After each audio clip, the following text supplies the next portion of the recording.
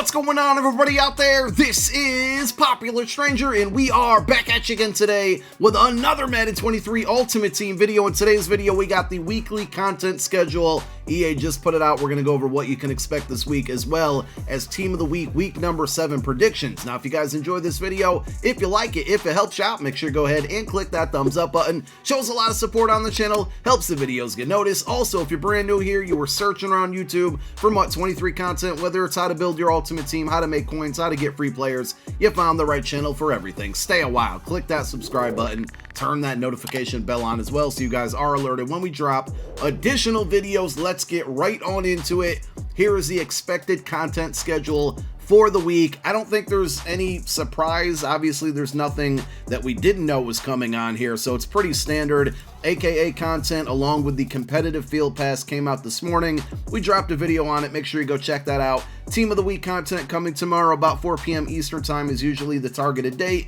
And we got our Team of the Week predictions at the back half of this video. Thursday is going to be part 3 of the Most Feared promo. I've been getting this question a lot. I don't know if it's going to happen or not, but last year Most Feared did a +1 overall on the third part of the promo. So a lot of people are asking me, will the champions go up to 93s? Will the heroes go to 91s? I'm really unsure.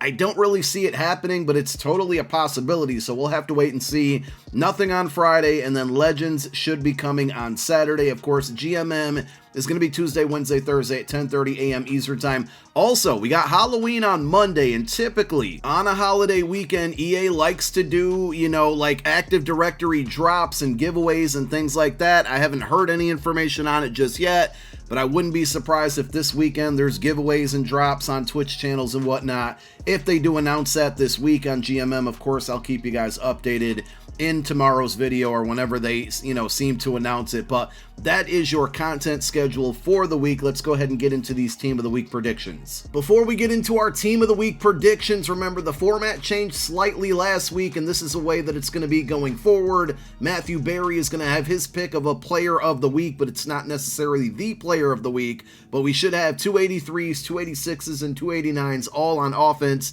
and defense. And then we have a player of the week, which are going to be 92 overalls on offense and defense. We had Jamar Chase and CJ Gardner-Johnson last week. And then we have the 2 legend players, 1 offense, 1 defense, and of course an LTD, which is a current player that's in the league that had a good performance in a prior season. So let's get into the predictions. I mean, we can't not have Joe Burrow on this list, right? He had an insane day yesterday. 481 passing yards, 3 touchdown passes, also 20 rushing yards and 1 touchdown. So 4 total. The only concern here, I mean, if he gets a card, it's going to be an offensive player of the week. The only concern here is that we've had a lot of quarterbacks over the last couple days, over the last week. I mean, we even got Aaron McNair today.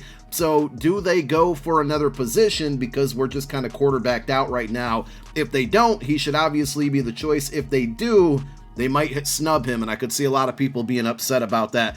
Another quarterback that just needs to be mentioned but won't get a Team of the Week card is going to be Patrick Mahomes. Yesterday, 423 passing yards and 3 touchdown passes, but I wouldn't be surprised if we see him for like Most Feared promo or just a bigger, better card rather than Team of the Week. Big and surprising win for the Panthers over the Bucks yesterday. Somebody from this team deserves a Team of the Week card, so we're going to throw PJ Walker's name in the mix. Not an impressive stat line, 177 passing yards and 2 touchdowns, but he threw an absolute dime to pretty much seal the deal against the Bucks. Pretty good ground attack for the Panthers yesterday as well, but no rushing touchdowns. So we're going to throw PJ Walker on the list to maybe get like one of those 83 overall cards. There were some really good running back performances yesterday. Kenneth Walker, 168 yards on the ground, 2 touchdowns. He's filling in nicely for the Seahawks after the Rashad Penny injury, so he could also be a candidate for that 83 overall. Josh Jacobs, who had a Team of the Week not too long ago in week number 4, he's been pretty dominant the last 3 weeks or so. I've seen his stats, and yesterday 143 yards and 3 touchdowns on the ground. So if they give him a card, it would likely have to be the 89 overall. If they don't give Joe Burrow the player of the week, maybe Josh Jacobs ends up being the player of the week and getting a 92 overall. Like I said, his performance over the last couple weeks is certainly deserving. And then one other running back, Travis Etienne, in a losing effort for the Jags, had 114 yards on the ground and 1 touchdown. He could be another potential card for one of those lower overall elites. We had some pretty good wide receiver performances as well. Tyler Boyd, I think he's a candidate for the 86 overall, only has the core elite right now, so deserves an upgrade. 8 catches, 155 yards, and 1 touchdown. Juju Smith-Schuster, I think this is back-to-back weeks now where he's had a really solid performance. I don't really expect him to get an upgrade because he has that 87 overall, but 7 catches, 124 yards, and 1 touchdown. George Kittle, in a losing effort, had 6 catches for 98 yards and 1 touchdown for the 49ers, and the team that beat them, Mecole Hardman and the Kansas City Chiefs. He didn't really put up crazy numbers, but he had 3 touchdowns, 2 on the ground and 1 in the air. And, he just got this most feared card. But we did see last week with CJ Gardner-Johnson, he got an 87 and then he got a 92 for the player of the week. So will they possibly potentially do the same thing with Mecole Hardman? I mean, he had a great day yesterday and a big win for the Chiefs. Speaking of the Chiefs, let's move over to defense. Chris Jones, I think, is going to be the defensive player of the week choice. Not too many crazy performances on defense this weekend. 2 sacks and 1 forced fumble for Chris Jones. There were 3 different players who had that same stat line. Sam Williams from that team we don't mention, he had 2 sacks and 1 forced fumble. And then Justin Houston for the Baltimore Ravens also had 2 sacks and 1 forced fumble. I could see Justin Houston being a candidate for that 89 overall team of the week card. And Devondre Campbell could be another option. Now, he has an 87 core elite, so just giving him a +2 might not be worth it. But 12 tackles, 1 interception, and a touchdown for the Packers in a losing effort yesterday. If for whatever reason Chris Jones doesn't get player of the week, maybe they give it to Campbell. But again, the Chiefs won, the Packers didn't, so I don't really see them making that decision. Andrew Adams had a really good game yesterday. He doesn't even have a MUT card, so we had to find some cool graphic on Google to give him his props. He actually was signed for the Eagles for a little while. He never played a game, so he wouldn't get Eagles chem. But yesterday, Andrew Adams, 10 tackles, 1 interception, and 1 touchdown for the Titans in a win yesterday.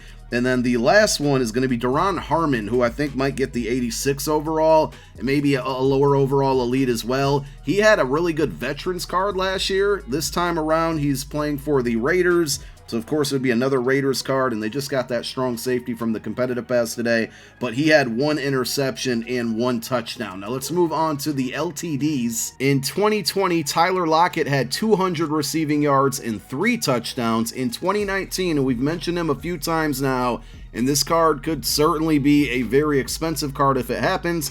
I don't think it will, but it's going to be Aaron Rodgers, right? We just mentioned earlier with Burrow, a lot of quarterbacks have dropped. I don't know if they're going to drop an Aaron Rodgers, but in 2019, 429 passing yards and 5 touchdowns. And then finally in 2018, these are LTD predictions, Aaron Donald had 4 sacks and 1 forced fumble.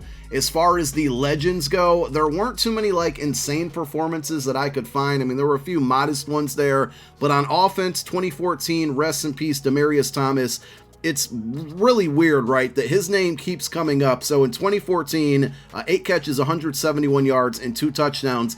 But also in 2012, Vincent Jackson, another guy, rest in peace, 7 catches, 216 yards, and 1 touchdown. A few weeks back, we did predictions, and Demaryius Thomas and Vincent Jackson, both in separate years, had week 3 performances that were crazy. And these two, their names just keep popping up in the same weeks, just different years. And then the other offensive guess here is going to be Eagles legend Golden Tate, who had 10 catches and 154 yards in 2014. With 1 touchdown. On the defensive side, I think this has to be the lock right here. I'd be absolutely surprised if he doesn't get the card. Rondé Barber in 2006. Listen to this stat line. 2 interceptions, 2 touchdowns, and a forced fumble. That deserves a team of the week card if anything doesn't. And then in 2000, Joey Porter had 3 sacks and 1 forced fumble. And that's really all I got for the throwbacks, the legends. But those are the team of the week predictions. If there's anybody you think I left out, leave it down below in the comment section. Thank you so much for tuning in. My name is Popular Stranger. I'm out. Peace.